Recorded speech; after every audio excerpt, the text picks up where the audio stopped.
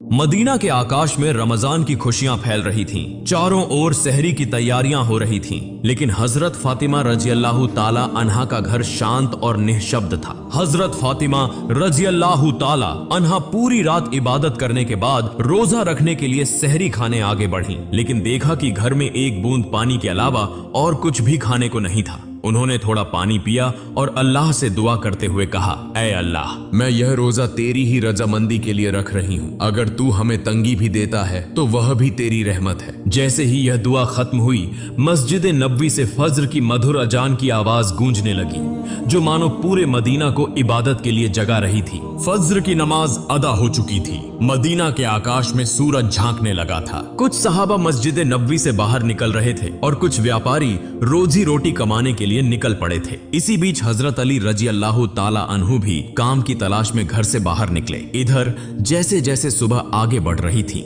वैसे वैसे भूख की तड़प भी बढ़ती जा रही थी। हजरत फातिमा रजी अल्लाह ताला अन्हा ने भी तो पानी के अलावा कुछ नहीं खाया था, फिर भी वे घर के कोने में बैठकर अल्लाह की इबादत कर रही थी। इसी समय छोटे हसन और हुसैन रजी अल्लाह ताला अन्हु धीरे धीरे अपनी माँ फातिमा के पास आए और मासूम आवाज में बोले, अम्मा जान, हमें बहुत भूख लगी है, हमें कुछ खाने को दो, अब तो भूख सहन नहीं हो रही। यह सुनकर हजरत फातिमा रजी अल्लाह ताला अन्हा की आंखों के कोनों में आंसू आ गए।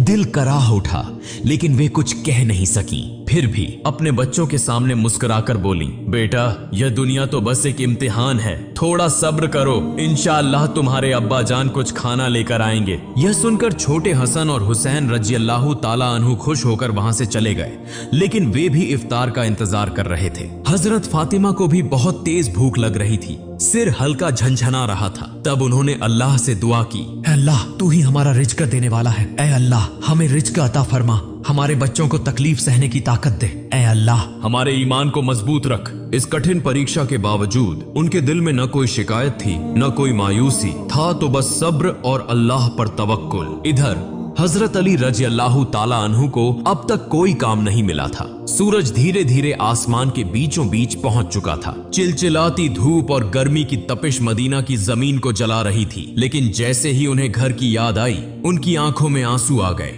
आखिरकार हजरत अली रजी अल्लाह ताला अन्हु एक सहाबी के घर गए और सलाम करके बोले, भाई, हमारे घर में खाने को कुछ भी नहीं है, क्या आप मुझे कोई काम दिला सकते हैं? तब उस सहाबी ने कहा, या अली, अल्लाह की कसम, अगर मेरे पास कुछ होता तो मैं जरूर तुम्हारे लिए रखता, लेकिन मेरे घर में भी कई दिनों से चूल्हा नहीं जला, मैं भी भूखा हूँ। यह सुनकर हजरत अली रजी अल्लाह ताला अन्हु अवाक रह गए। फिर उन्होंने सहाबी को तसल्ली देते हुए कहा,